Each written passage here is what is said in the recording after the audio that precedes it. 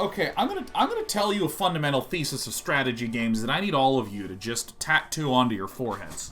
I've spent many years talking to a webcam. Started off doing StarCraft, and there's an answer to a question once upon a time that for some reason has been one of the stickiest things that's ever been spoken on this channel. And that's this. Someone was describing a situation to me. They were saying, okay, Sean, what if... I'll come onto this camera. I come from a game called StarCraft. And when I say I come from, I consider myself someone who plays Magic, but I am a StarCraft player. You know what I mean? So, StarCraft is a game that, kind of like Magic, you have different units that have different properties to them. Except the big difference between a StarCraft and a card game is that in a card game, you're drawing different mixtures and collections of these tools and trying to play them at the right time. In StarCraft, you get to choose what you are building at any one point in time. And there's extra restrictions into this. For instance, there is a resource that you have a lot of that's plentiful, and a resource that you have very little of. So, the scarce resource, called gas, you have to decide what you want to spend your gas on. Because if you're going for, say, 2 spellcasters that deal lots of damage, you will be unable to build this very flexible ranged unit that uses a little bit of gas. And uses a lot of bit of gas. You can't get both. And so often when you are looking at thinking about StarCraft strategy, having a certain unit out would be good if you had it, but getting it is the problem. And as Magic players, and by the way, if this winds up being a highlight on YouTube, I made this rant in a Magic stream.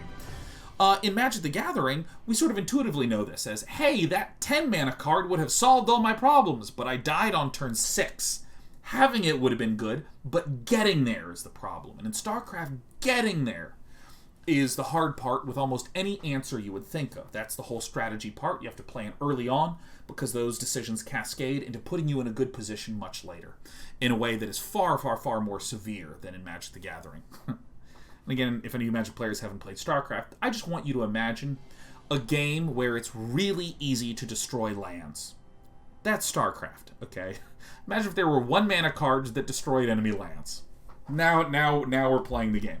So, I was once upon a time, or I should say, when I was doing those dailies, I would get asked all the time about, well, Sean, what if your opponent had thing X? For instance, what if in this game, you say this is a good timing attack because your opponent will be generally vulnerable. He'll only have this mixture of units, but what if my opponent built extra tanks? What if, instead of being defensive, my opponent was attacking early on? What if... and all these other what-if scenarios. And there's kind of a weirdness where it was hard for me at first to describe what the answer was. Because what I kept saying was things like,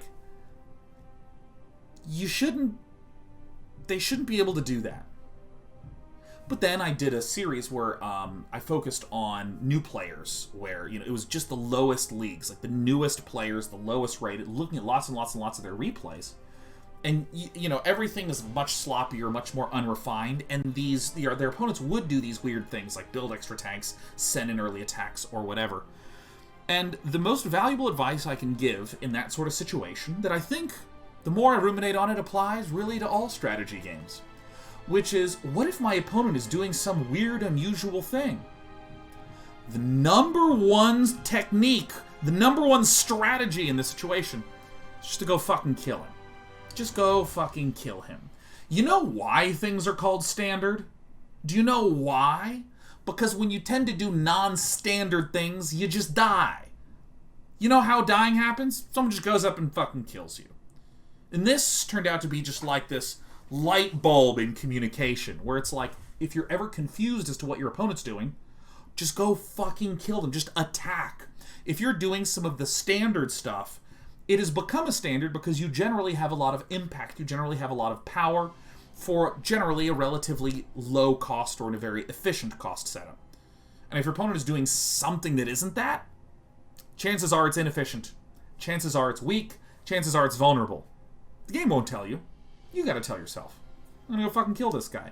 And when I look at Magic the Gathering, in this last game that we just played, we were against someone doing a Dragon's Approach list, which is like you shoot your opponent in the face, and then after some time passes, you can maybe summon free dragons from your deck and deal tons of bonus damage and whatever.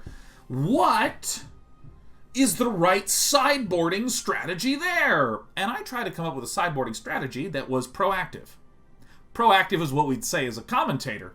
But really what we mean is, this will let me go fucking kill the guy. And I think that this is a universally important concept in a strategy game. Don't get caught up in this nonsense of like, oh, the complicated rock, paper, scissors that is before me. If he's building pikemen and I'm building cavalry, but then I try to time my counter to this and to that, and you start to like get into this mind gaming nonsense. First, just go, can I kill the man? Can I just smash and win? Yeah! Yes, you can. Great, don't even need to think anymore. So next time you're stuck in a game, just go fucking kill him, my friend.